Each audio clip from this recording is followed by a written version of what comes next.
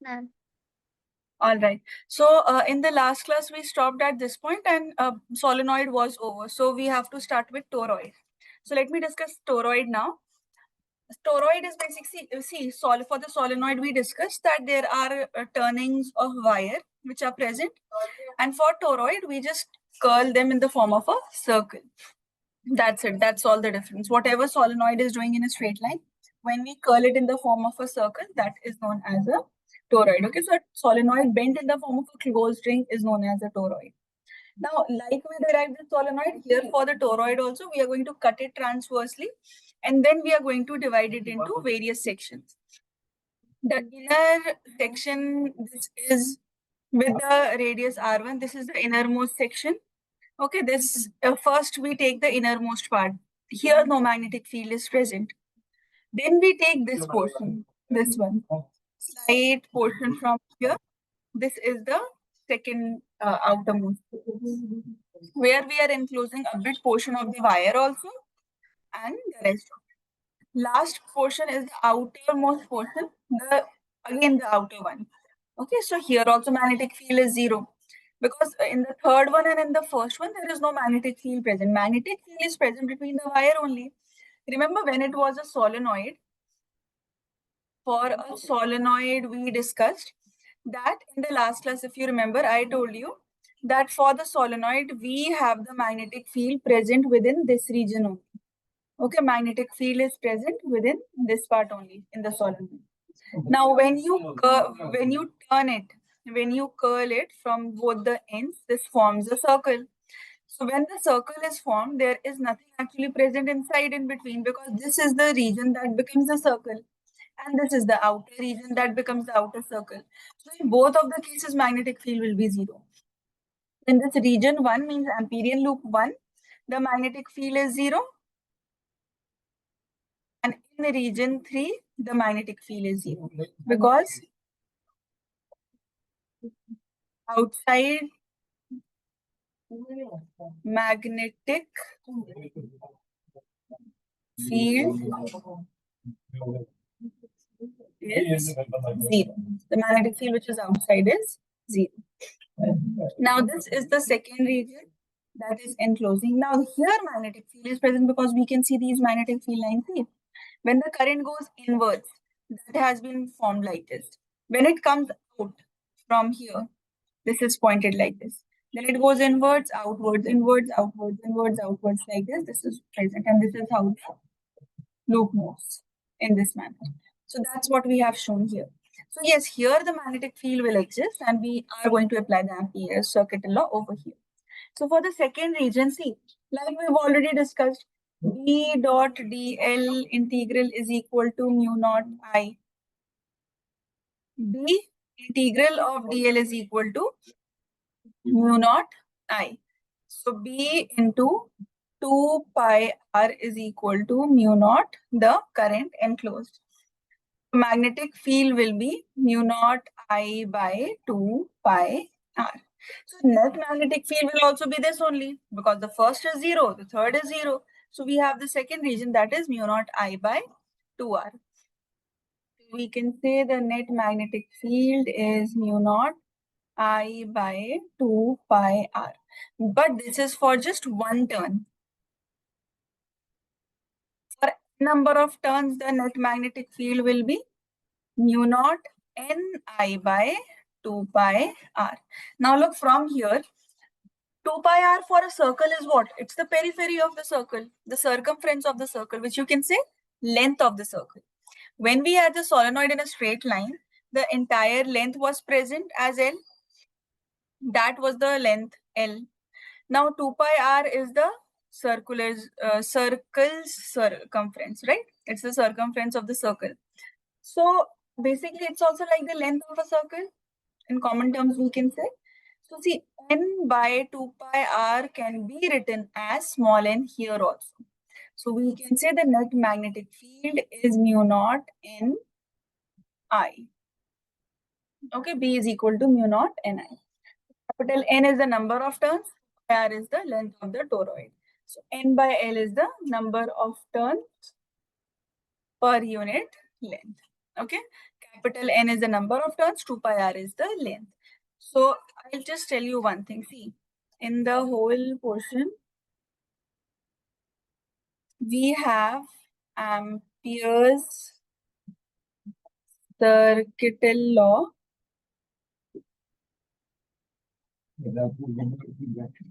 Two portions are there. One is the solenoid, another is the toroid.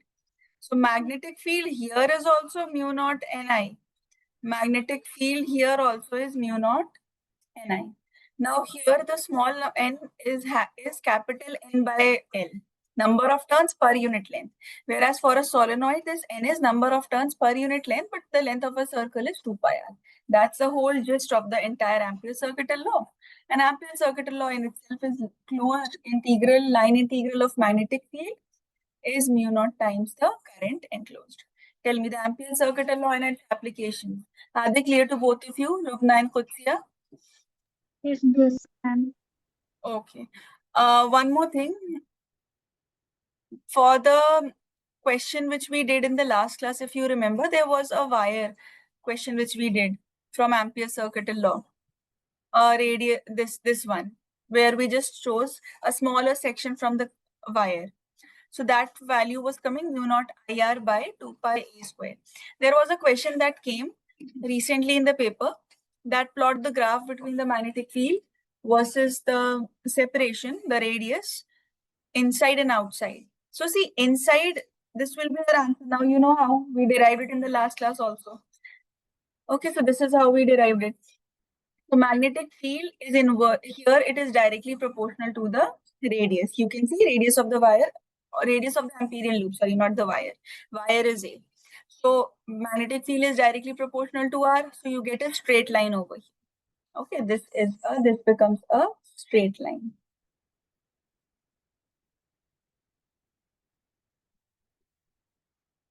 And here the outside region, we already discussed mu naught I by 2 pi r. Every time it will come. So it is inversely proportional to r. Whenever two things are inversely proportional, you get a hyperbolic graph. Got it? Yes, ma'am. Okay, so just copy down this portion. We'll start with the forces, as I told you. You both have your school today? Yes, ma'am. Okay. Please write it. Text me done. I'll store it.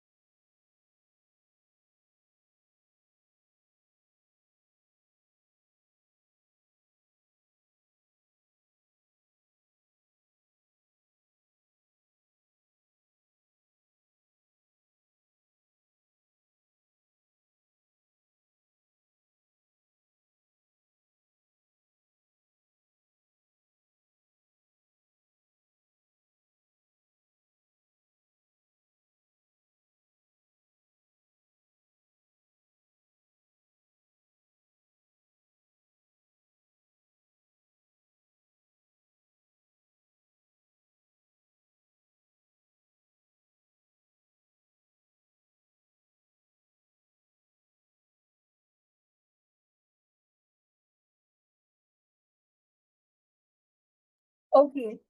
So now let's talk about the forces. See, when a charged particle is moving in the presence of a magnetic field, so charged particle will possess some velocity. So this charged particle is moving with a certain velocity in the magnetic field. So the magnetic force is given by charge cross product of velocity and magnetic field. This is the formula. See, whenever you have the velocity and the magnetic field, we'll take sine theta. So this becomes QVB sine theta. Okay, this is the formula for it. Now look, if force is perpendicular to velocity, and you know velocity is what? Velocity is rate of change of displacement. So force will be perpendicular to displacement also. Now, if force and displacement are perpendicular, means the angle between them is 90 degree. And if you can recall from class 11, the formula of work done is Fs cos theta. So this will be Fs cos 90 degree, cos 90 0. So work done by the magnetic force will be 0. Okay. So in that case, these are some conceptual questions that have come in the exam and that they can come. So all the modifications and all that are possible that I'm mentioning. So according to work energy theorem, work done is equal to the change in the kinetic energy class. Now, if work done is 0, the change in kinetic energy will be 0, means no change in kinetic energy. You can say final kinetic energy is equal to the initial kinetic energy.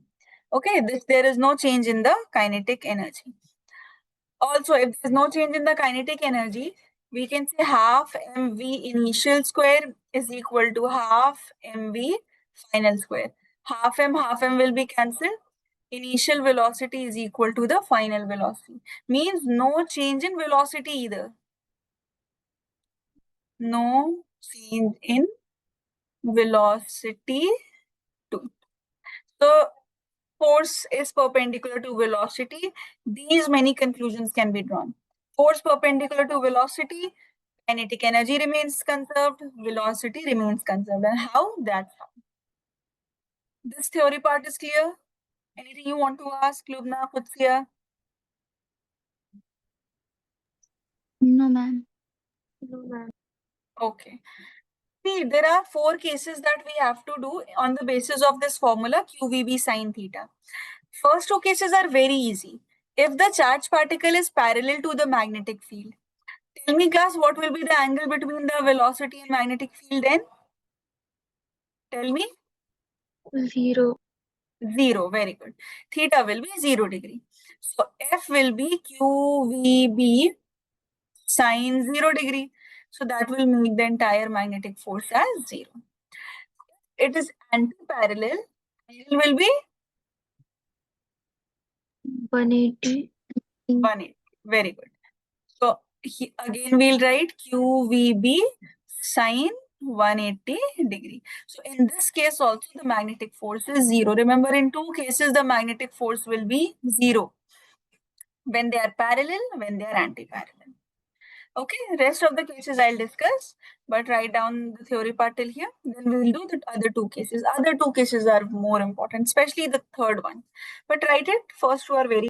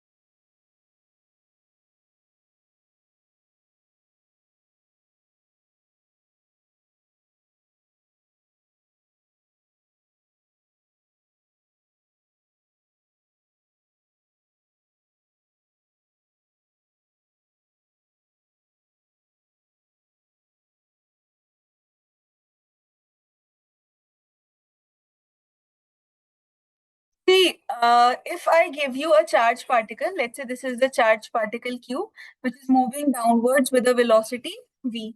See, how to see the direction of the force. We have already studied all the directions for magnetic field. Let's see the direction for the magnetic forces.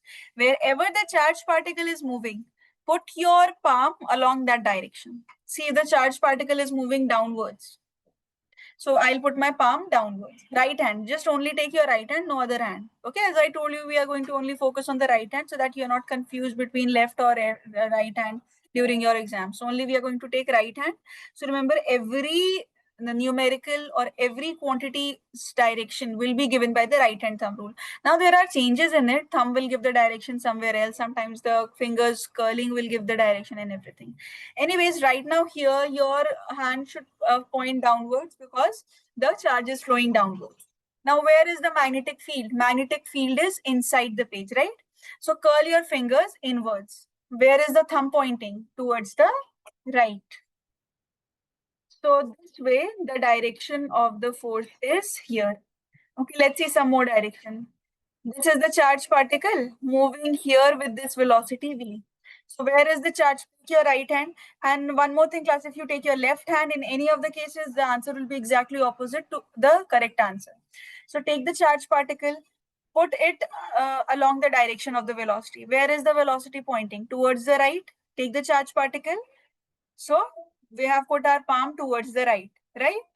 Now see, where is the magnetic field? Inwards. Thumb is pointing upwards. So this is pointing upward. Let's see this. If this is going up. Now class, Lubna, you tell me, where is the direction of force? Whatever we have discussed. Take the palm along the direction of velocity.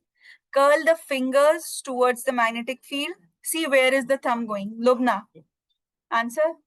Towards the left. Towards the left. Very good. Charge particle up, magnetic field inwards, thumb points towards the left hand side. Perfect. So this way the force will act in this direction. Okay, one more. Let's see. This is the charged particle. This is moving towards the left this time. Yes, Kutsia. Where should the force be pointing? Downward. Downward. Very good. So this is downwards. See, when all the charged particles, if I align them in a circular motion, the entire force will be pointing towards the center. And what is that? That is the case of the centripetal force. Means if all the charged particle, if I make their movement along a circular path, so the forces that are acting, the magnetic forces that are acting, all are acting and pointing towards the center along the radius. That's the condition of a centripetal force. Let me recall centripetal force for those who have forgotten.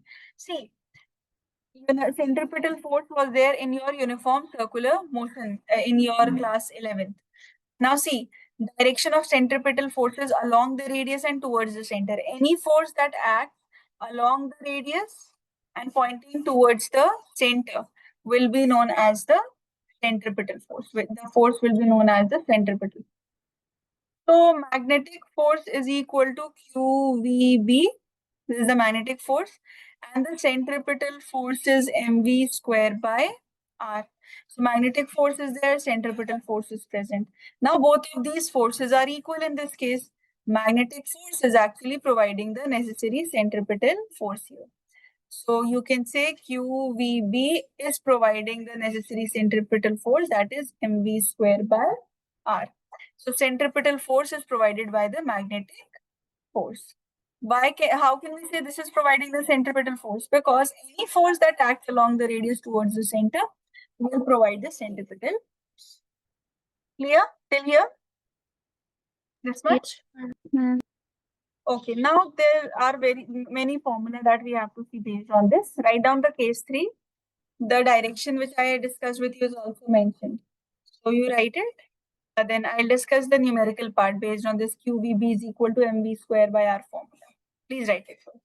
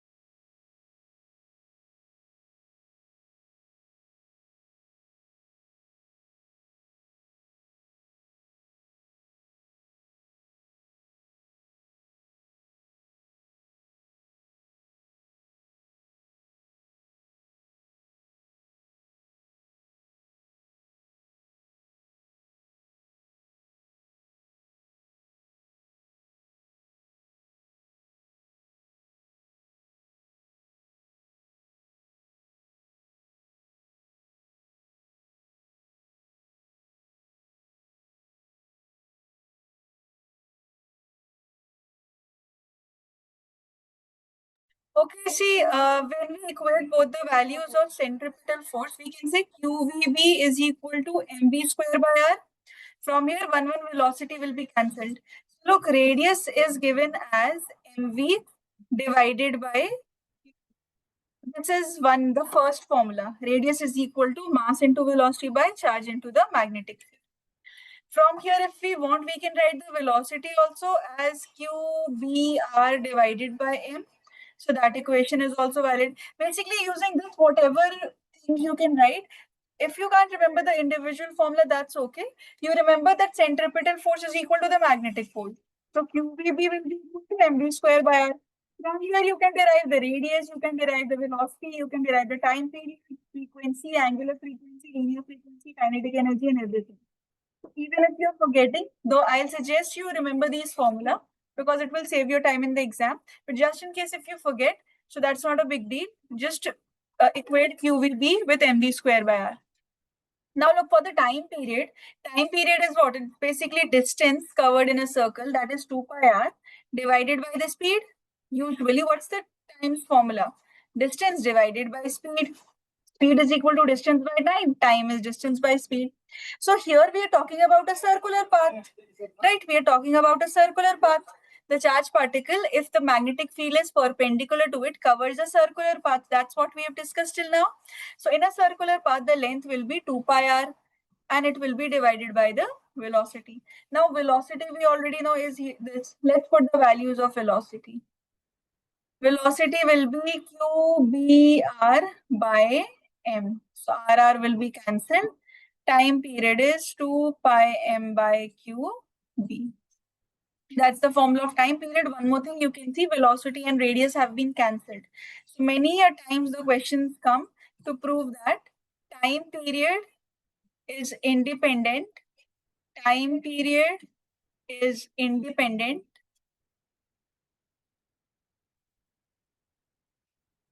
of radius and velocity. Of radius and the velocity. Okay. Now, if you know the time period, you can calculate frequency also. The frequency is what? Linear frequency is basically reciprocal of the time period. So the frequency will be QB by 2 pi m, just reciprocate it. QB by 2 pi m. This is the linear frequency. One more thing. See, if you know the linear frequency, you can calculate the angular frequency also. Angular frequency is 2 pi multiplied to the linear frequency. Multiplied here, omega will be 2 pi multiplied to what's the linear frequency? QB by 2 pi m. So 2 pi will be cancelled. So omega is equal to QB by m. This is another formula. One last formula which we can use. See, these are all connected. So this is not tough class. Just last formula. See, kinetic energy is basically equal to half mv square. Velocity is qbr by m. So v square will become q square b square r square by m square. Let's put it here. Kinetic energy will be, if we put in the value, half m is half m. V square is this. Q square b square r square by mm will be cancelled. See, what's the kinetic energy? This is q square b square r square divided by 2 m. That's the kinetic energy. So what all things we have? What all formula we have? Let me discuss it. See, first is using QB is equal to mv square by r. We can find out the radius of the circle, mv by qb. Next is we can find out the velocity of the charge. This is the velocity of the charge. Then we can find out time period. We can find out the time period. And then this can give us inverse reciprocal of it can give us the linear frequency. Using linear frequency, you can calculate angular frequency. Okay, and once angular frequency is calculated, you can use velocity to calculate kinetic energy. Tell me, all the formula are clear? Lubna, Kutsiya, is it clear till here? Ma'am, Yes, ma'am. Yeah. ma'am, all these formulas are only for fourth case. Third case, yes. Only when magnetic field is perpendicular to the charged particle. Only for that. It will be given to you that like this. See, a proton, like these things, they enter uniform magnetic field perpendicularly. So this is exclusively for the third case. Why? Because this formula that QVB is equal to mv square by r, this is coming only because of a formation of a circle. And circle is formed when it is perpendicular. So it's only for this third case. Got it? Yes, ma'am. Okay, so very less time is left. Write down few things, whatever you are able to. I'll stop as the time will be over, and then you can continue it in the next on Friday.